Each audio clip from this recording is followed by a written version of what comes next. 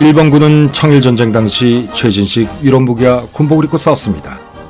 반면 청군은 전통적인 8기군식 제복을 입고 있었고 소총을 휴대하고는 있었다지만 군대의 5분의 3 정도만 무장한 것으로 추정됩니다.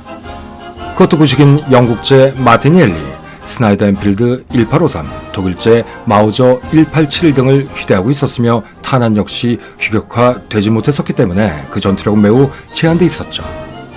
그마저도 보급이 제때 이루어지지 않아 총은 있는데 탄약이 없거나 탄약은 먼저 도착했는데 총이 도착하지 않는 등 도저히 말도 안 되는 일들이 흔하게 발생하고 있었습니다.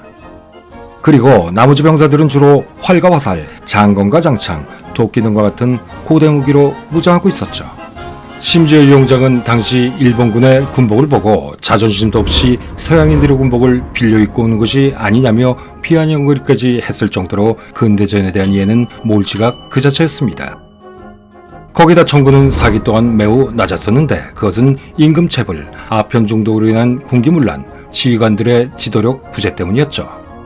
청일전쟁 발발 당시 청의 상비군 병력은 대략 25만 명 정도로 추산되고 있었습니다. 그중 3분의 2는 북경이나 허베이에 주둔하고 있었고 나머지는 제국의 주요 도시에 수비대로 주둔하고 있었죠.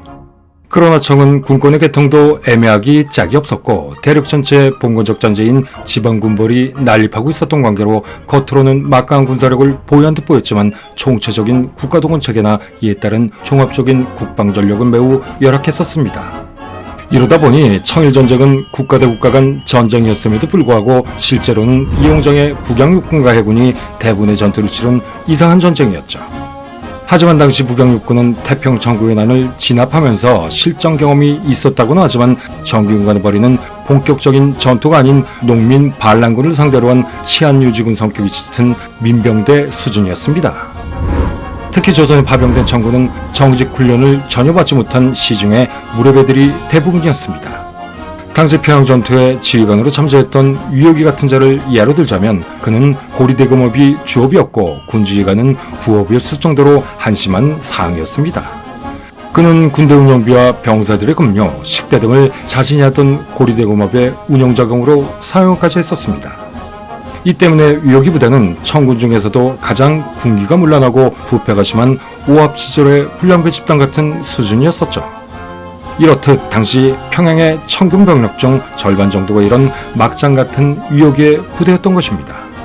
결국 유혁이는 군비 중 은화 8만 량을 자기 집으로 보내다가 발각되고 말았고 이에 군심이 흉해지자 전투를 치르기도 전 먼저 달아나 버렸습니다. 상황이 이 정도였으니 당시 청군이 일본군을 이긴다는 것 자체가 어불성설이었던 것이죠. 그러나 1868년 메이지 유신 이후 국가 군대를 유럽화하기로 결정한 일본은 먼저 군대를 근대화해야 하는 필요성을 깊이 인식하고 있었습니다. 이에 당시 세계를 선도하고 있던 프랑스와 독일에는 육군을, 영국에는 해군의 젊은 장교들을 각각 파견시켜 근대 전술을 연구할 수 있도록 체계적인 지원도 적극적으로 실시하고 있었습니다. 참고로 당시 총리를 역임하기도 했던 일본 육군대장 야마가타 아리토모도 독일의 명장 몰트케의 제자였었죠. 나아가 먼저 본을 보이겠다며 천황부터 자신의 예복을 바지의 빨간색 띠를 금색 띠로 바꾼 프랑스 포병사령관의 제복과 유사한 형태로 만들어 입었고 황실 남성들에게도 이와 비슷한 제복을 끼하는 등 갖은 노력을 다하고 있었습니다. 1870년 보불전쟁에서 프러시아군은 헬무트 폰 몰트케 장군의 지휘하에 놀라운 기동력으로 육군 강국 프랑스를 격파했습니다. 당시 프로이센은 신체 건강한 남자를 전원 소집하여 국민군을 건설하였고 이를 바탕으로 전쟁에서 승리했던 것입니다. 이것을 계기로 보불전쟁 후 세 각국은 프러시아의 군제를 받아들여 국민군을 건설하기 시작했었죠. 이에 일본도 프러시아의 징병제도를 수용하여 1874년부터 징병을 법으로 제정하였고 이에 따라 일본에 거주하는 모든 남성은 17세에서 40세까지 의무적으로 군복무를 할 수 있도록 제도화시켰습니다. 이에 따라 상설 예비군 제도도 시행했었는데 육군은 3년, 해군은 4년을 현역인 상비군에서 복무하면 전역 후 국방의용군으로 다시 5년 동안 매년 60일을 따로 복무시켜 전쟁이나 긴급한 상황이 발생하면 정규군인 상비군과 함께 즉각 소집 동원할 수 있도록 하였죠. 바야흐로 일본은 근대적인 국민개병제를 이때부터 실시하게 된 것입니다. 이로써 상비군을 평시 5만 명 수준으로 항상 구성할 수 있게 되었고, 유사시에는 며칠 안에 그 수를 20만 명으로 쉽게 증가시킬 수도 있게 됐습니다. 이렇게 일본군은 청군보다 훨씬 더 잘 훈련되었으며 동원체계 역시 제대로 작동하고 있었던 것이죠. 이렇듯 일본군은 청군과는 확연히 달랐습니다. 이때부터 일본은 제국지로 가는 전쟁 국가로서의 면모를 하나씩 착착 진행시키게 된 것입니다.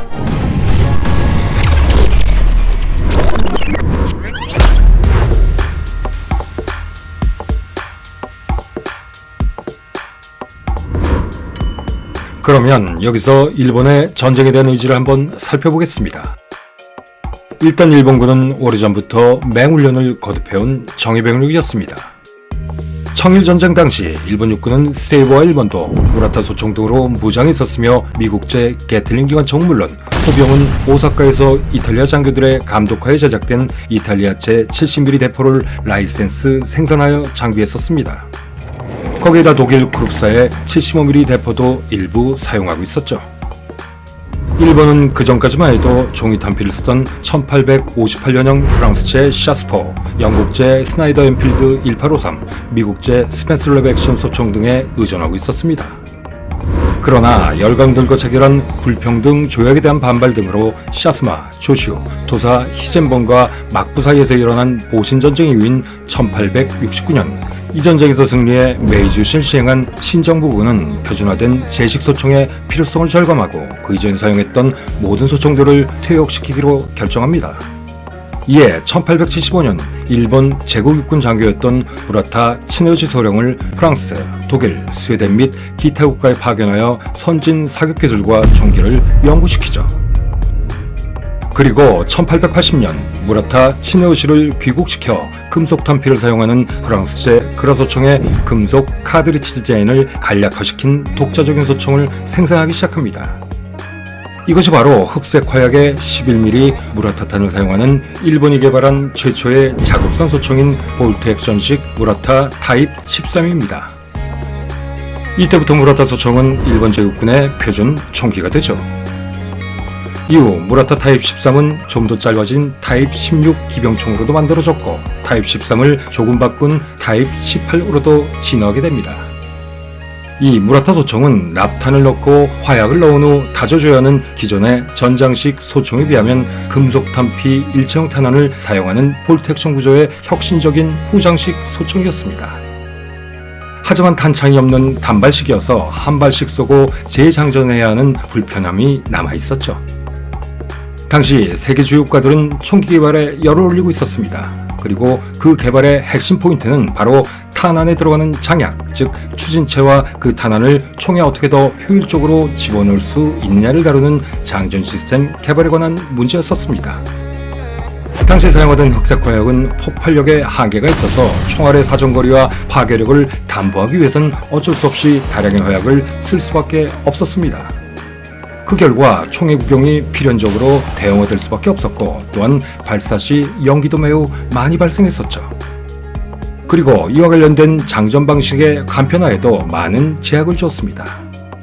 따라서 일본군은 1887년부터 프랑스의 화학자 폴 베유가 개발한 흑색 화약의 3배 위력으로 탄환을 발사할 수 있는 무연화약을 사용한 연발총을 만들기로 계획하였고 무라타 치네요시는 1889년 이 요구 조건에 맞춰 타입 22 연발총을 다시 제작하게 됩니다.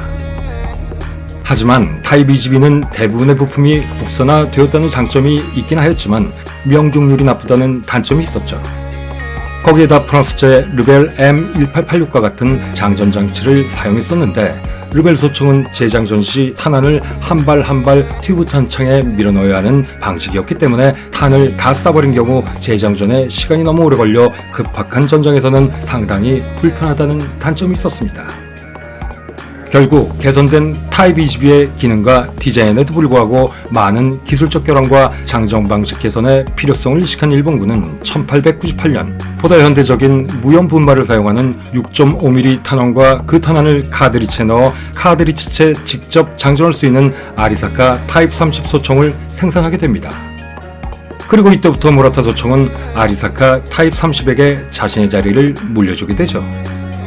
그러나 태평양 전쟁 패전 시까지 일본의 고질적인 문제였던 해결되지 못한 군수 생산 체계는 이 당시에도 상당한 문제를 일으켜 러일 전쟁 후반기 동안 많은 보병 부대가 전선으로 보내질 때 아리사카 타입 30의 생산 부족으로 한 세대 뒤떨어졌던 무라타 타입 22로 계속 장비시킬 수밖에 없었습니다. 이렇듯 무라타 타입 22는 1차 세계대전 초기에도 매우 적은 수였지만 계속해서 사용되었고 1918년 이후에나 마침내 군에서 완전히 제적되었죠. 그러나 태평양전쟁 말기 1억 옥새를 부르짖으며 본토 결전을 위한 겨루작전을 위해 새로 편성된 사단들 중에는 창고 구석에 처박혀 있던 무라타 소총을 취급받은 경우도 있었다고 합니다. 이런 것을 보면 무라타 소총의 생명력은 매우 끈질겼습니다. 여하튼 무라타 소총은 지속적 기술 개발이라는 전례를 남겼고 후에 거친 환경에서 약실에 이물질이 유입되어 작동 불능이 되는 문제점을 개선하고 반동도 줄여 다루기 쉬운 아리사카 타입 38 개발의 기원이 되었습니다. 그리고 이 제작 기술의 전통은 화력 문제 해결을 위해 구경을 7.7mm로 확대하고 프레스 공법을 도입해 생산 효율을 높인 아리사카 타입 99의 개량으로 이어지게 되죠. 이후 아리사카 타입 99는 1945년 종전시까지 일본군의 주력 소총으로 사용됩니다. 그리고 안타깝게도 타입 99는 한국전쟁 초기 한국군에 의해 사용되기도 했었습니다. 어쨌든 청일전쟁 당시 일본군은 이미 근대 정교에 의한 체계화된 전투병이라는 개념을 확실히 인식하고 있었죠. 그리고 부대 편지나 동원 체계도 지금의 현대식 군대 편지와도 별반 다를 것이 없을 정도로 효율적으로 구성, 관리하고 있었던 것입니다. 일본은 이외에도 자국산 무기 개발에 심혈을 기울였습니다. 그리고 이는 육군의 각종 병기는 물론 해군의 장대한 무기 체계와 첨단 항공기의 개발로 이어지게 되죠. 하지만 공업기술력의 부족, 제한된 자원, 그리고 소위 무사도 정신에 입각한 경직되고 무모한 사고방식으로 얼마 안가 이 계획은 한계점에 이르게 됩니다. 그리고 이 모든 것들은 일본 국민들을 끔찍한 전시생활의 나락으로 떨어뜨리는 원인이 되고 말죠. 이 부분은 차후 진행될 일본 제국의 흥망 시리즈에 소개될 각 전적에 맞춰 브레이크 앤 스팟 시간에서 다시 리뷰하겠습니다. 대단히 감사합니다.